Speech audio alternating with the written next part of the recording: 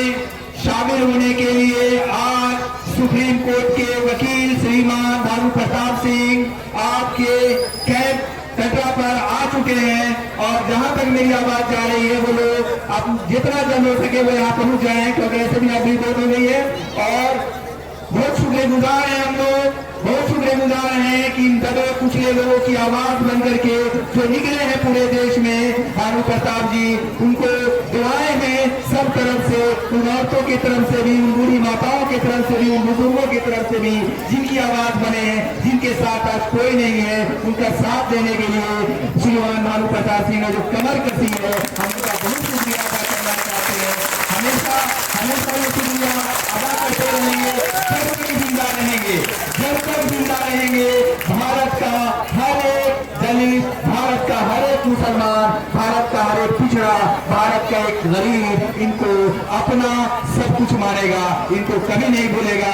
और हम लोग इसलिए और संजय और जोरदार तालियों से उनका स्वागत करते हैं।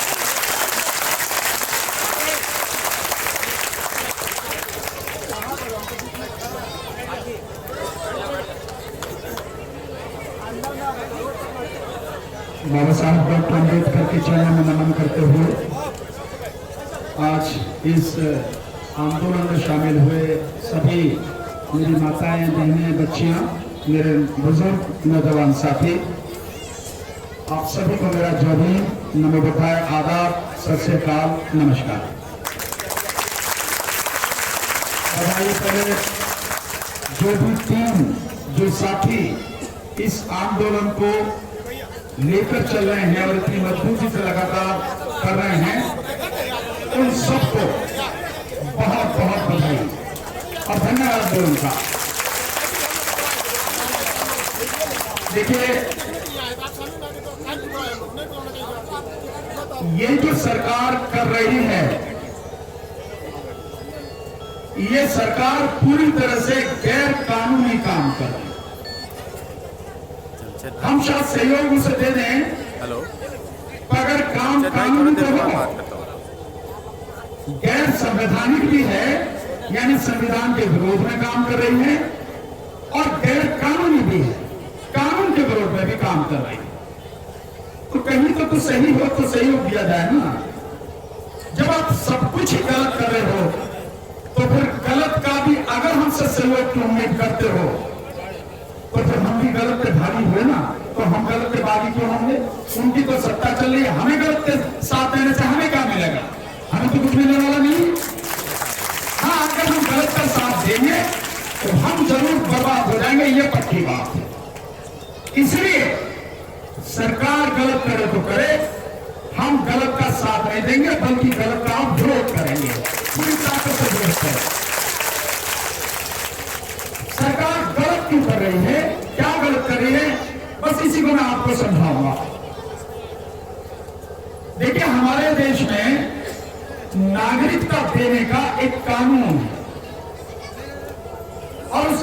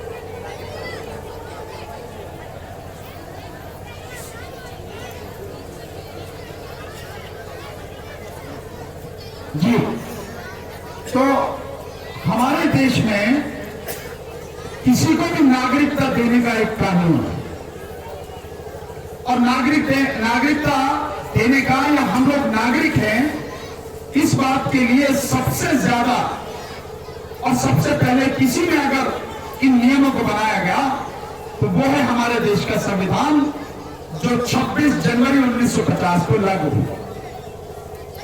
उसमें अनुच्छेद 5 से लेकर 11 तक नागरिक कौन होगा, बाहर से आए लोगों को नागरिकता कैसे दी जाएगी, ये सारी चीजें बताई गई। और उसी में बताया गया कि हमारे देश की संसद चाहे तो उसके ऊपर कानून बना सकती है।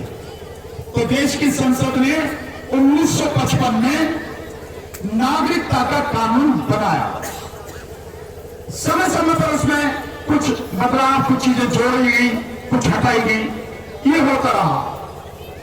लेकिन वही एक हमारे पास कानून है जिसके तहत हमारी भी नागरिकता है और बाहर से आने वाले लोगों को भी नागरिकता मिलती है। ये सीए कानून जो बनाया गया है, ये उसी में बदलाव किया गया है। मूल रूप से कानून वही नागरिकता कानून 1955, उसी में बदलाव किया गया 2019 में जो आया। लेकिन इससे पहले अटल बिहारी वाजपेयी की सरकार में 2003 में उसमें एक चीज जोड़ी गई, नागरिकता की विषय में एक चीज जोड़ी गई, और वो जोड़ी गई उसकी धारा 14A। नागरिकता कानून के 1955 में 2003 में अटल बिहारी वाजपेयी सरकार में धारा 14A जोड़ी गई, जिसमें पहली बार एनआरसी का वर्णन हुआ। यानी एनआरसी की जो चर्चा हुई, एनआरसी की बात पहली बार अटल बिहारी वाजपेयी की सरकार में जोड़े गए 14A में हुई। उससे पहले एनआरसी की कोई बात नहीं थी। उस 2003 में 14A जो सेक्शन है, उसमें कहा गया कि जो लोग देश के नागरिक हैं उनको एक पहचान पत्र दिया जाए, नेशनल आइडेंटिटी कार्ड, राष्ट्रीय पहचान पत्र के इस देश के नागरिक हैं और बाहर से जो आ रहा है उसको भी नागरिक माना जाए तो उसे भी वो कार्ड दिया जाए।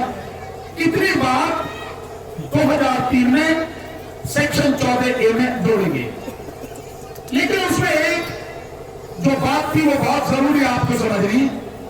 2003 में कानून तो बना, लेकिन इस कानून को लागू होना था 2004 में, 3 दिसंबर 2004 को। तो हमारे देश की संसद ने, अटल बिहारी वाजपेयी सरकार ने कुछ चीजें बनाई और उसी में ये कह दिया कि ये कैसे कैसे काम करेंगी, कैसे कैसे आई कार्ड बनेगा, उसके नियम बनाने की जो पावर है वो सरकार को दे दी। संसद ने सरकार को दे दी, क्योंकि कानून बनाने का, नियम बनाने का अधिकार संसद को है, किसी और को नहीं। लेकिन संसद अपनी कुछ जो अधिकार है वो सरकार को दे सकती है, सरकार किसी और को नहीं दे सकती। ये जो चीज है कि मैं संसद हूं, मैंने आपको कह दिया आप सरकार के ये नियम आप बना लो, तो आप ही को बनाने पड़ेंगे। आप ये नहीं कह सकते कि चल मैं तो दिया, मैं किसी और को दे देता हूं, तू बना लो। ऐसा नहीं होगा, ये गैर कानूनी होता है। इस कानून में यही हुआ, संसद ने कानून लागू होना था 2004 में 3 दिसंबर को। सरकार ने नियम बना लिए पहले ही, 1 साल पहले ही, 10 दिसंबर 2003 को, और बना के लागू कर दिया। यही गैर कानूनी हो गया, क्योंकि जब तक कानून लागू नहीं है बनने से कुछ नहीं होता। संसद कानून बना भी दे, पर जब तक उसे गजट में छाप कर लागू होने की तारीख नहीं हो, तो लागू होने की तारीख से पहले कानून का कोई मतलब नहीं। बन गया है, उसका कोई मतलब नहीं। ये इसकी कानूनी स्थिति है, इसको आपको समझना जरूरी है। तो कानून बनने से पहले, लागू होने से पहले नियम बना दिए जो गैर कानूनी हो गए, वो बन नहीं सके। उसी नियम में ये एनपीआर आया। तो आप समझे कि मूल रूप से जो हमारा कानून था, नागरिकता कानून 2000, नागरिकता कानून 1955, उसमें आया एनआरसी सेक्शन 14A 2003 में, और उस सेक्शन 2014A के आधार पर जो नियम बने उसमें आया एनपीआर उसमें आया, और अब 2019 में आया CAA। तो ये सारे के सारे किसमें हैं? नागरिकता कानून 1955 में ही उलटफेर की गई, जो भी कुछ है। तो कोई आपसे पूछे, कोई कहे कि ये अलग है, ये अलग है, कोई भी अलग नहीं है, सब एक ही है। जैसे लोग आपको नेता मूर्ख बनाते हैं कि नीतीश कुमार एक बहुत तरीके से आप लोगों की आंखों में धूल झोंकने मूर्ख बना रहे हैं। नीतीश कुमार कह रहे कि हम एनपीआर 2010 में जो हुआ उस पर करवा प्रस्ताव पास कर दिया विधानसभा में, तो लोग ने समझा अब तो प्रस्ताव पास हो गया विधानसभा में, अब तो कुछ चिंता ही नहीं है। 2010 के आधार पर होगा? नहीं होगा, क्योंकि नीतीश कुमार सत्ता के लिए झूठ बोल रहे हैं लगातार, लोगों को गुमराह कर रहे हैं। इसको समझना जरूरी है। क्यों झूठ बोल रहे हैं? नीतीश कुमार अगर ईमानदार होते तो जिस समय CAB यानी ये बिल आया था उस समय उन्हें लोकसभा में विरोध करते, राज्यसभा में विरोध करते, वहां विरोध नहीं किया, बल्कि उस कानून को बनाने में उसके समर्थन में उन्होंने वोट दिया। तो पहले ही कदम से आपने चोरी कर दी, बेईमानी कर दी लोगों के साथ, और अब कह रहे हो एनआरसी नहीं होने देंगे। अब तुम कौन हो? तो तुम्हारी औकात क्या है कि एनआरसी नहीं होने दोगे? एनपीआर जो होने वाला है ये एनपीआर के आधार पर ही एनआरसी होगा, रोक नहीं सकते हो तुम। हाँ, तुम रोक सकते थे एनआरसी अगर तुम ये कहते कि सरकार मैंने CAB पर आपका समर्थन कर दिया पर मैं एनआरसी का विरोध कर रहा हूं और मैं इसके लिए अपने प्रदेश में एनपीआर नहीं होने दूंगा, सीधे शब्दों में कि एनपीआर नहीं होने दूंगा, तब तो समझ में आती कि नीतीश कुमार ईमानदार हैं और हमारे भले की, देश के भले की बात कर रहे हैं। नीतीश कुमार फूल छोड़ रहे हैं तुम्हें। देखिए, जो केंद्र का कानून है, राज्य की सरकार उस पर विरोध कर सकती है और ये कह सकती है कि मैं राज्य के जो कर्मचारी हैं उस कानून को लागू करने के लिए मैं एक भी कर्मचारी दूंगा नहीं, तुम्हें लागू कर दे तू। भाई मैं आदमी तो मेरे हैं ना, ठीक है तुम कानून बना लो, मैं आदमी नहीं दूंगा, लागू करो। केंद्र सरकार वहां से ले लेगी, का आदमी नहीं भेज सकती। यही के लोग चाहिए और वो राज्य सरकार उन्हें देगी, इतना तो कर सकती है। लेकिन वो कहे कि नहीं भाई आप इसमें बदलाव कर लो, जो नीतीश कुमार ने कहा है कि 2010 के हिसाब से होगा, तो प्रस्ताव भेज सकते हैं। सरकार मानी ना मानी ये केंद्र सरकार के ऊपर है। पर आप ये समझो कि अगर केंद्र सरकार बिहार के लिए इस बात को मान लेगी तो वो मध्य प्रदेश के लिए कैसे मना कर देगी? वो उत्तर प्रदेश के लिए कैसे मना कर देगी? कानून तो पूरे देश में लागू होना है ना, तो पूरे देश में एक ही जैसा लागू होगा। एक के लिए इधर ऐसा और एक के लिए वैसा, ऐसा तो हो नहीं सकता। अगर ये 15 सूचनाएं 2010 के हिसाब से जैसे नीतीश कुमार कह रहे हैं बिहार के लिए मानेगी तो पूरे देश के लिए उसे मानना पड़ेगा। ऐसा होगा नहीं, क्योंकि ऐसा अगर होगा तो आप मान लीजिए कि नीतीश कुमार का कद बहुत बड़ा हो जाएगा और मोदी और अमित शाह का कद बहुत छोटा हो जाएगा। तो वो अपना कद छोटा क्यों करेंगे एक ही बात मानने के लिए? क्या मिला नीतीश कुमार से? कुछ भी नहीं है। सो कानून जो होगा एक तरह से समान तरीके से लागू होगा। नीतीश कुमार ने आपको सरासर धोखा दिया है, आपकी पीठ में छुरा धोखा। ईमानदारी तभी थी जब कहते कि मैं एनपीआर होने नहीं दूंगा, होने नहीं दूंगा, वो उन्होंने किया नहीं। अब ये एनपीआर गलत क्यों है जिसका हम विरोध करें? केवल इसी चीज का हमें विरोध करना है। अगर हमने एनपीआर रोक दिया एनआरसी नहीं होगी, एनपीआर हो गया एनआरसी होगी, क्योंकि एनआरसी के लिए कोई भी सरकारी कर्मचारी अधिकारी हमारे घर पे नहीं आएगा, हमसे पूछने नहीं आएगा, सूचना मांगने नहीं आएगा कि तुम ये बताओ, तुम ये बताओ, नहीं। क्योंकि सूचना तो एनपीआर में ले ली जाएगी सारी, और एनपीआर में लेने के बाद सरकारी दफ्तरों में बैठकर सरकार के अधिकारी, कर्मचारी, क्लर्क एनआरसी करेंगे और उसमें जिसकी भी नागरिकता डाउटफुल होगी, यानी संदेह के घेरे में होगी, जिस पे सवाल निशान होगा, उसी को नोटिस आएगा एनपीआर के बाद और फिर उस आदमी से कहा जाएगा तुम बताओ कि तुम इस देश के नागरिक हो। बड़ा भयानक जाल है ये, आसानी से समझ में नहीं आता। उससे पूछा जाएगा सो एनआरसी के लिए आने वाले नहीं है, एनपीआर करा रहे हैं, हमें इसी एनपीआर का विरोध करना। कैसे विरोध करना है और क्यों विरोध करना है, इसको थोड़ा सा आप समझें। एक तो ये एनपीआर का कानून जो नियम बनाया गया 2003 में, 10 दिसंबर 2003 को, वो गैर कानूनी है, क्योंकि जब तक कानून लागू नहीं हुआ नियम ना बना सकते हो ना लागू कर सकते हो। आपने उससे पहले नियम बना दिया और लागू कर दिया, वो भी 1 साल पहले। नंबर 2, जिस एनपीआर को तुमने बनाया है, संसद ने उसके विषय में कोई चर्चा नहीं की। संसद ने नहीं कहा कि एनपीआर बनाया जाएगा या उसके नियम बनाओ। संसद ने कहा कि एनआरसी यानी राष्ट्रीय पहचान पत्र, नेशनलिटी का आई कार्ड, पहचान पत्र, वो बनाना है, उस पर नियम बनाने। तो एनपीआर के विषय में जो आप कर रहे हो पूरी तरह से गैर कानूनी है, पूरी तरह से। आप एनपीआर कर ही नहीं सकते, गलत बनाया आपने नियम। और अगर मैं आपकी इस बेशर्मी को, आपकी इस गैर कानूनी हरकत को 1 मिनट के लिए भी सही मान लूं और मैं आपका समर्थन करूं, तो कितना कर सकता हूं। जो एनपीआर 2003 में इन्होंने बनाया, उसमें हमसे केवल 9 सूचनाएं मांगी गई, केवल 9, और सरकार कितना मांग रही है, 21। और नीतीश कुमार कितने की बात कर रहा है, 15 की। तो पहले तो नीतीश कुमार को यही कहना चाहिए था कि तुम्हारा जो कानून है, पहले तो इस कानून को सही करो, ये गैर कानूनी है, मैं इसका समर्थन नहीं करता। वो नहीं किया उन्होंने। और तुम 15 की बात कर रहे हो, तो 15 की क्यों कर रहे हो? जो मूल रूप से जो नियम था एनपीआर का, उसमें केवल 9 सूचनाएं मांगी गई, तो तुम 9 का समर्थन करते, 15 का क्यों कर रहे हो तुम?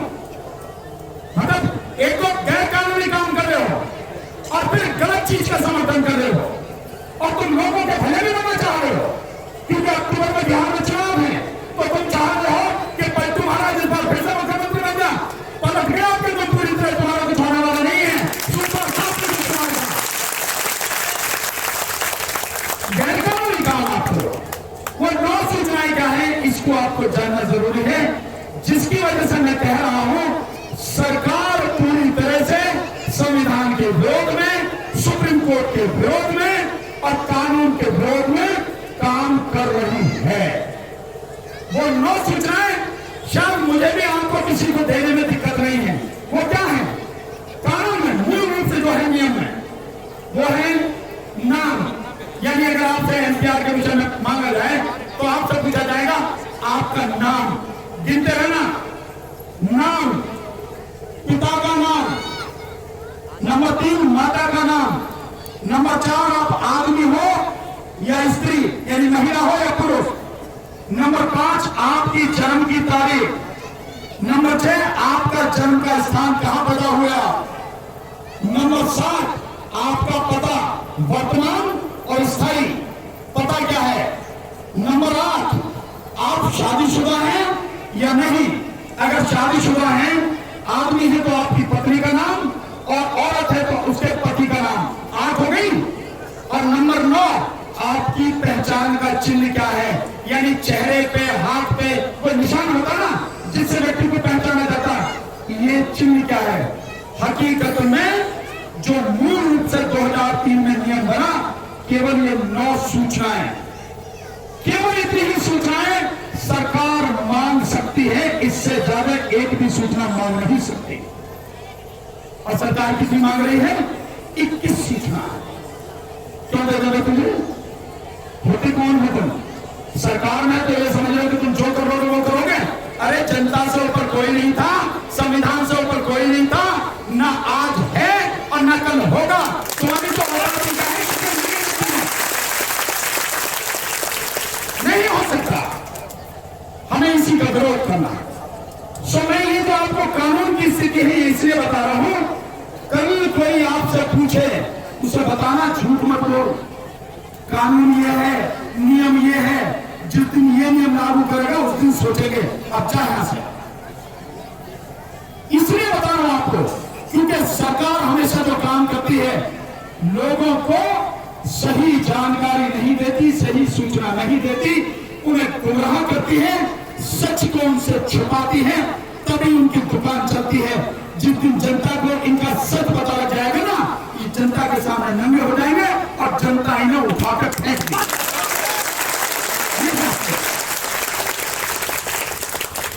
और अब सूचना मांग रहे हैं 21 सूचनाओं में क्या मांग रहे हैं, इसमें आप समझने की जरूरत है।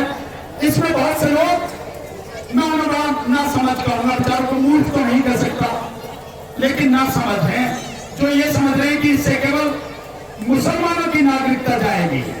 और बड़े बड़े पागल भी हैं, कुछ ऐसे भी आरएसएस के लोगों ने प्रचार कर रखा है कि मुसलमान यहां से भाग जाएंगे, इनकी नागरिकता खत्म हो जाएगी, तो इनके घर मकान दुकान जमीन जो है वो तुम्हारे काम आ गई। अब तुम्हारे काम ना तो कुछ भी झुंझुना भी नहीं मिलेगा जो सब बजा सको।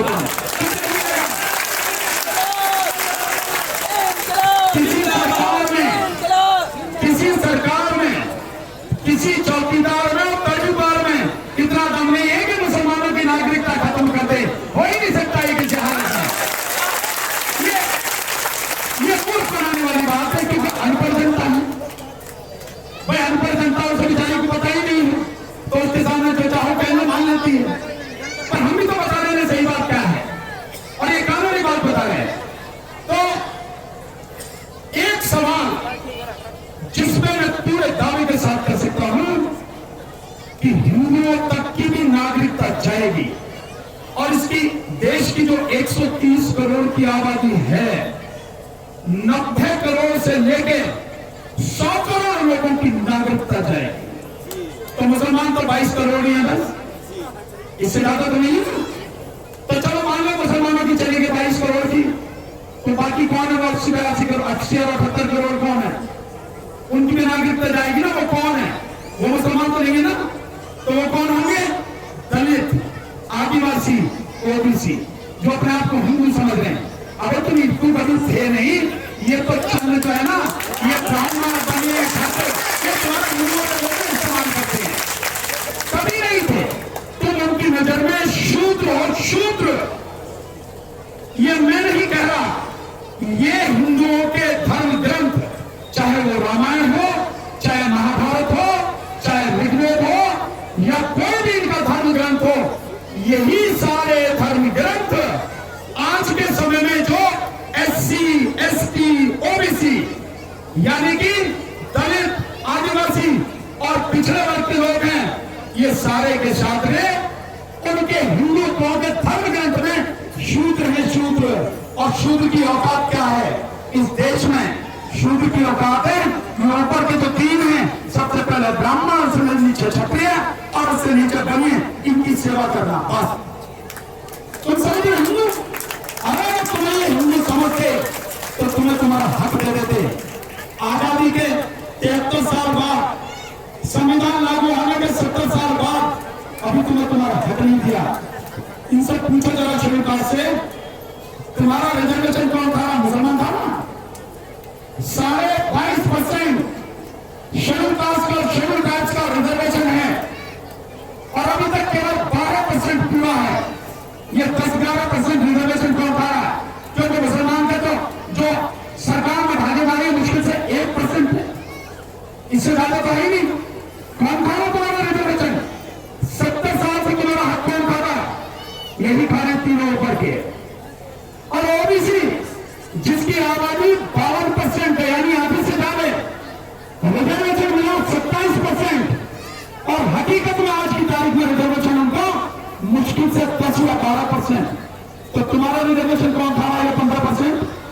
मुसलमान खा रहा नहीं। कौन खा रहा? वही जो ऊपर की 3 हैं। और वो तुम्हें कहे तुम हिंदू हो, उनसे एक बार ही पूछो ना जाके, भैया पंडित जी अगर मैं हिंदू हूं, मेरा रिजर्वेशन कहां से? कंगे तथा का निकाल दे दोनों से। ओबीसी भी कहना चाहिए भैया हमारे अगर तुम हो तो हमारा रिजर्वेशन तो दे दो। नहीं देंगे ना। इस देश में अगर किसी का भी कोई हक खा रहा है तो यही ऊपर के तीन हैं जो सबका हक खा रहे हैं और यही उस गरीब समाज को मूर्ख बना रहे हैं जिनकी वजह से इनका संख्या जो है वो 100 करोड़ की या 130 करोड़ की बात करते हैं। कोई हिंदू नहीं है दलित वगैरह, कोई हिंदू नहीं है।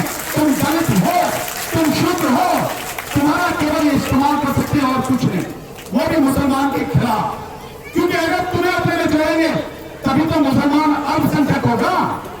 अगर ये इनको निकाल देंगे तो मुसलमान अल्पसंख्यक कहाँ होगा? ये 3 अल्पसंख्यक हो जाएंगे, हो जाएंगे, हो जाएंगे। बस इनकी 15% आबादी है तो 15% में ज्यादा से ज्यादा वो 20 करोड़, 130 करोड़ जो होगा इस देश में 130 करोड़ की आबादी में वही अल्पसंख्यक होगा। ये अल्पसंख्यक हो जाएंगे, इसीलिए लोगों को वोट बनाना। अब सिर्फ एक सवाल जिससे आप समझेंगे इसको, ये जो बाकी सूचनाएं मांगी जा रही है 21 तरह की, मैंने नौ तो आपको बता दी कि इससे ज्यादा नहीं मांग सकते।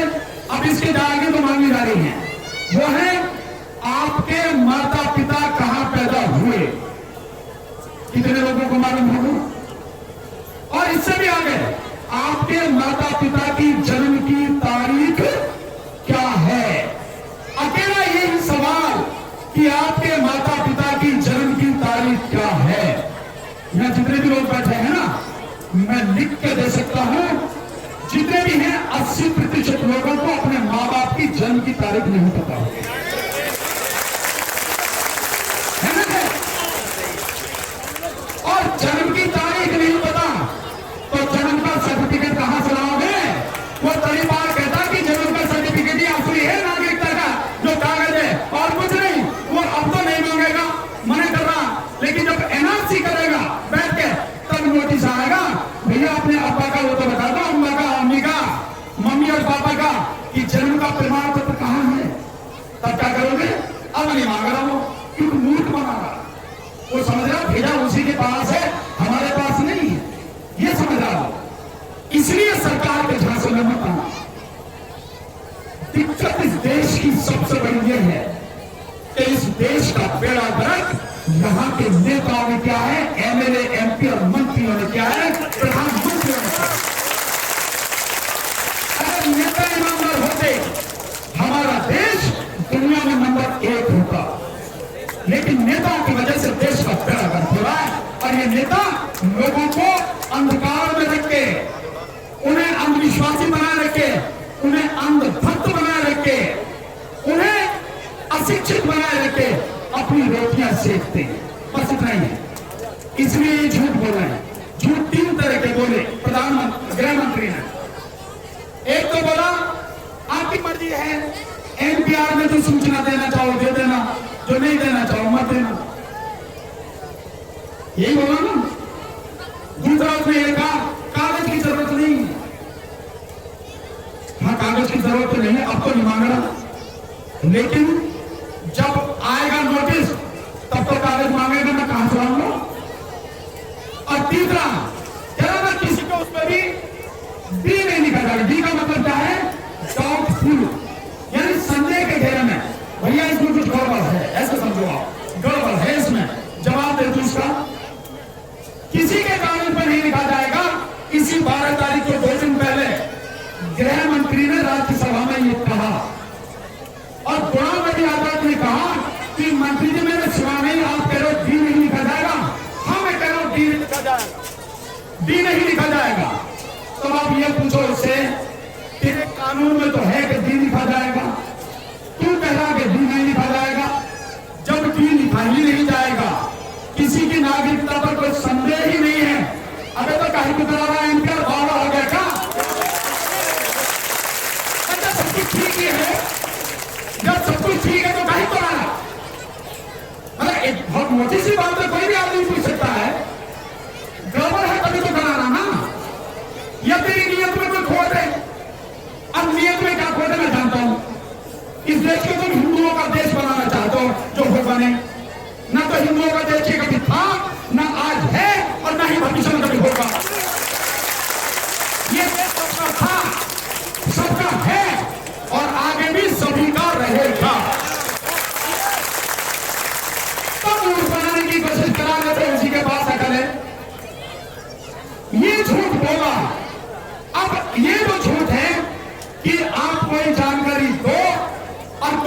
आपकी मर्जी है। यही से गड़बड़ी शुरू होगी। आप क्या होगा, आप कहोगे यार अब तो कागज भी नहीं मांग रहे, क्योंकि हम यही तो कह रहे हैं कागज नहीं दिखाएंगे, यही नारा होगा ना हमारा। तो ये तो कागज दिखाने की तो मने कर दी उसने। गृह मंत्री ने कह दिया कागज की जरूरत नहीं है, तो कागज की भी जरूरत नहीं है, जो मन में आए सूचना दे दो, जो मन में आए मत दो। अब क्या दिक्कत है एनपीआर में? भर दो फार्म, सो आप फार्म भर दोगे, दस्तखत कर दोगे, अंगूठा लगा दोगे और आराम से भर के दे दोगे, बस आप फंस गए, फंस गया। क्योंकि जो कानून में लिखा है इनके में, उसमें यह है कि कोई भी सूचना अगर नहीं दी जाती है तो उसके फॉर्म पे लिख दिया जाएगा डी, अंग्रेजी में डी। और आप पूछोगे कि डी का मतलब क्या है, तो आपको कह देंगे डी का मतलब डन, तेरा काम हो गया। लेकिन असली मकसद है उसका, डी का मतलब डाउटफुल यानी संदेह के घेरे में हो।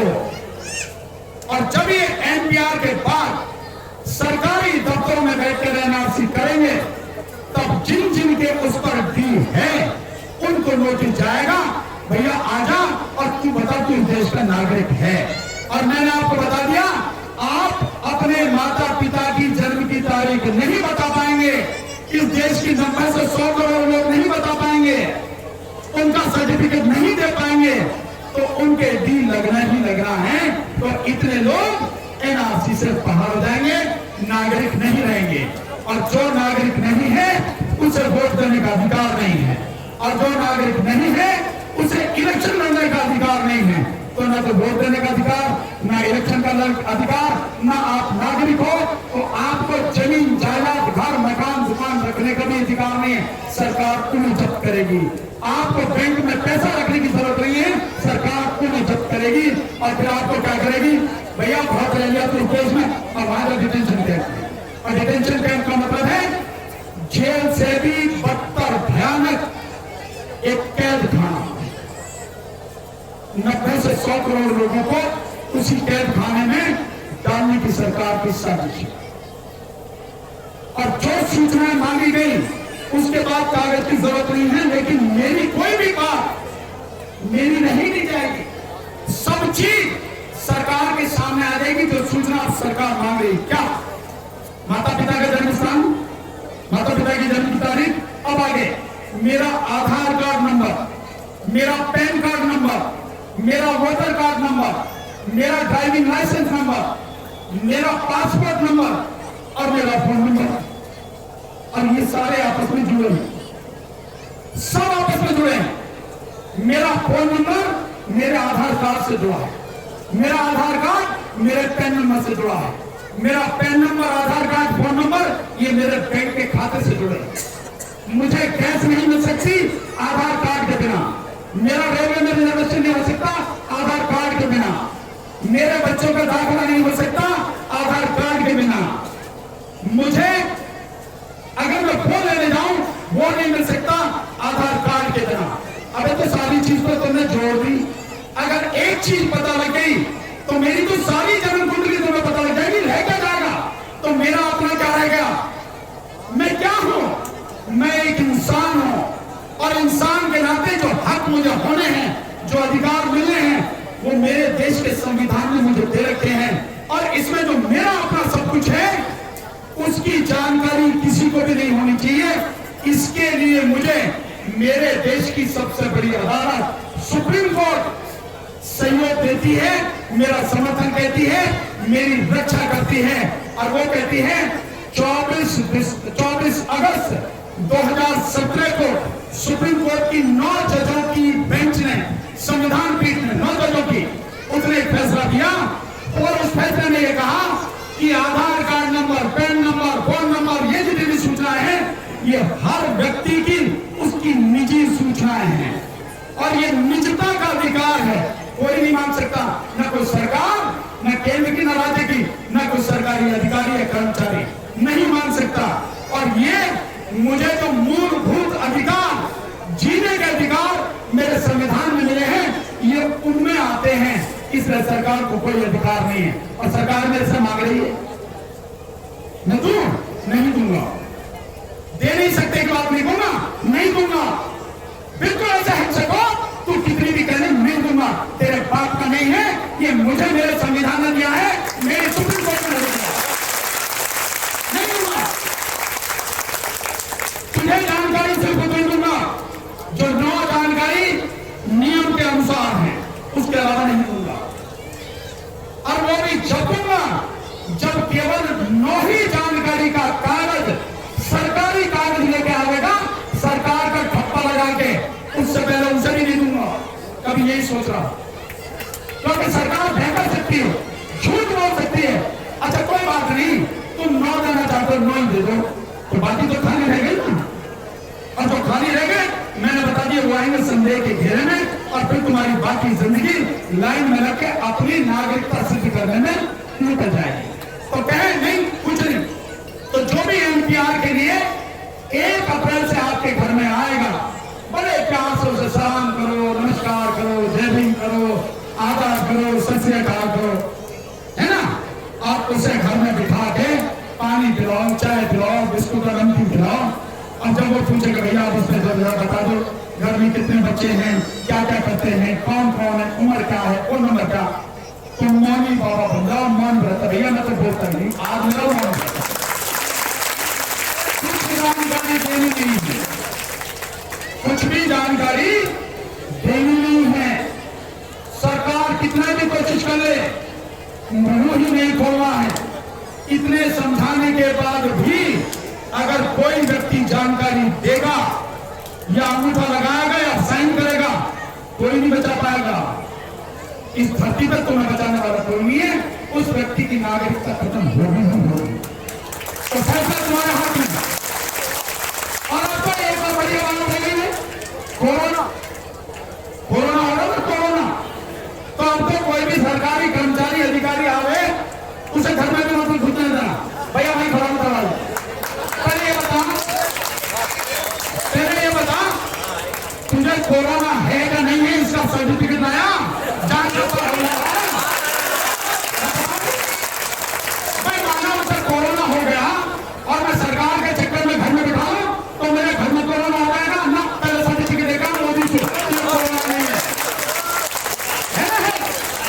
भाई सरकार बचाव के काम करिए तो हम नहीं करें, हम तो सरकार की बात मान लें, हम कहां अपनी बात कर रहे।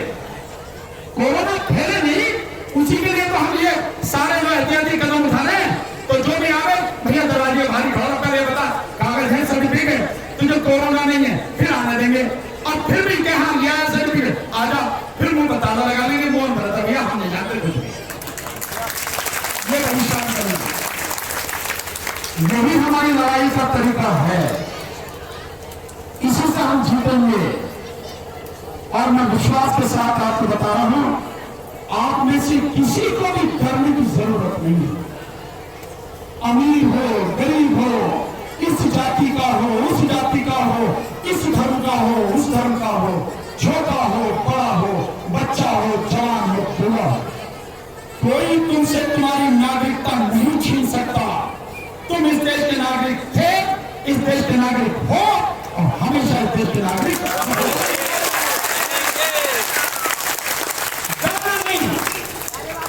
मैंने जितनी बातें बताई हैं, भाषण नहीं दिया, कानूनी बातें बताई, और यही कानूनी बातें पूरी तरह से एक पेपर पर लिखकर 18 तारीख को मैं एक प्रेस कॉन्फ्रेंस करूंगा और सोशल मीडिया के जो साथी हैं उनके माध्यम से वो कागज एक ही पेज का बनाऊंगा, सारी लीगल जानकारी उस पर होगी।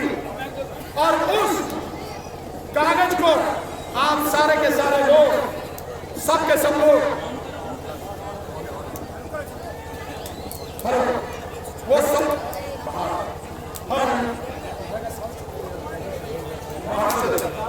जो सबके सब लोग हैं, सारे के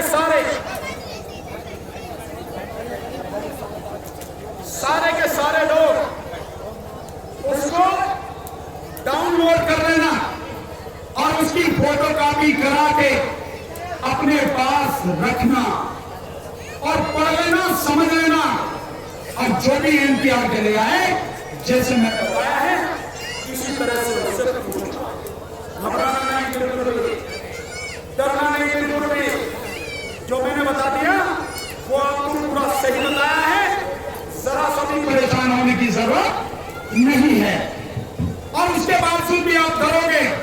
उसका इलाज मेरे पास भी नहीं। और सीधे बता, डरना नहीं। देखिए, डरते हैं दो तरह के लोग, तीन तरह के, जिनके मन में चोर हो, पापी हो, गुनहगार हो, या तो डरते हैं वो, या जिन्हें लालच होता है डरते हैं वो, और या जिन्हें जानकारी नहीं होती है डरते हैं वो। तो तुम्हें लालच क्या भाई? तुम्हें तो एमएलए एमपी नहीं बनना, तो लालच क्या? तुम्हें कुछ भी नहीं, सरकार से कोई नौकरी भी नहीं चाहिए, दे भी नहीं, उसके पास है भी नहीं, तो तुम्हें तो कुछ नहीं लालच। और तुम्हारे मन में चोर क्या है भाई? कुछ नहीं। काहे के लिए लड़ रहे हो? संविधान के खिलाफ सरकार काम कर रही है, उसी के विरोध में तुम लड़ रहे हो, ठीक है ना? और डर तुम्हें क्यों होना चाहिए? कानून की जानकारी मैंने तुम्हें दे दी, और क्या इसमें? जानकारी तो नहीं थी ना, अब जानकारी मैंने तुम्हें दे दी, मैंने सारी चीजें बता दी, तो तुम्हें डर किस बात का? कोई डर है क्या?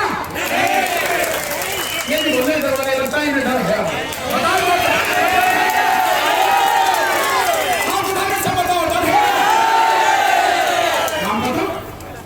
डर निकल गया। और ये भी ध्यान रखना चाहिए कि अगर कोई डरेगा तो शोरे फिल्म में गब्बर सिंह साहब ने कहा था, देखिए शोरे फिल्म, जो डर गया तो हम ना तो डरेंगे और ना ही मरेंगे। ये लड़ाई उन्होंने शुरू करी है, पूरी ताकत से लड़ेंगे, और इस भाजपा को और इस आरएसएस को अब इस देश से पूरी तरह से जड़ को उठाकर फेंकेंगे। सिर्फ दो बार रिलायंस का जियो जिसके पास से निकाल कर फेंको, टीवी देखना बंद करो, और रिलायंस का पेट्रोल डीजल तेल भराना बंद करो, जो भी उत्पाद है बंद करो। और इसके अलावा लाला रामदेव पतंजलि जो गाय और गोबर बेचता है उसे बंद करो। क्यों बंद करना है? देखो, ये रिलायंस और लाला रामदेव ये दोनों है बने, यानी जो दुकानदारी करे बने है ना, है। और ये जो सारी चीजें बताई जब इनकी चीज खरीदना बंद कर देंगे तो इनकी दुकानदारी बंद होने लगेगी ना। मोदी की इनका हाथ नहीं है, इनका हाथ नहीं। तो मोदी और अमित शाह तुम्हारी मेरी बात तो नहीं मानेगा, लेकिन जब अनिल अंबानी, मुकेश अंबानी कहेगा, लाला रामदेव कहेगा, अबे तेरे चक्कर में हमारी दुकान बंद हो रही है, सब बंद कर, तो जरूर मानेगा। इसलिए सारी चीज बंद कर रही है। आपकी समझ में आ गई बात? बहुत बहुत शुक्रिया, आप सभी का बहुत बहुत धन्यवाद, आयोजक कमेटी का बहुत बहुत धन्यवाद। मुझे आज शाम तक 6 मीटिंग करनी है, आपसे हाथ जोड़कर अनुमति चाहूंगा, मैं निकलूंगा। बहुत बहुत शुक्रिया। जय भीम, नमो बुद्धाय, आदाब।